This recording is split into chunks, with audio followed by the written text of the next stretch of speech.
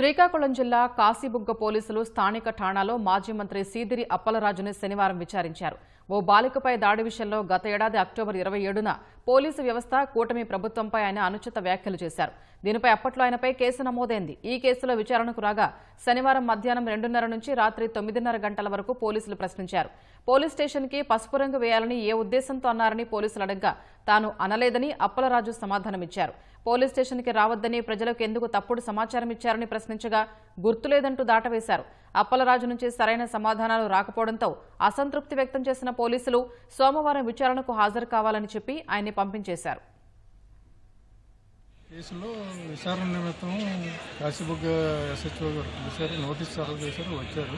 దాంట్లో ఆయన తాలూకా statement record చేశారు. మరలా సోమవారం రమ్మని పంపించారు. ఆయన సరైన పూర్తి సమాచారం ఇవ్వలేనందువల్ల వాళ్ళ వెనకాతలు వచ్చిన వాళ్ళు పోలీస్ స్టేషన్ దగ్గర ప్రదర్శన చేసిన వాళ్ళని కూడా పబ్లిక్కి న్యూస్ ఆటంకపరిచి పోలీసు విధులకు కూడా ఆటంకం కలుగుతుంది కాబట్టి వాళ్ళందరూ కూడా హెచ్చరించడం జరిగింది.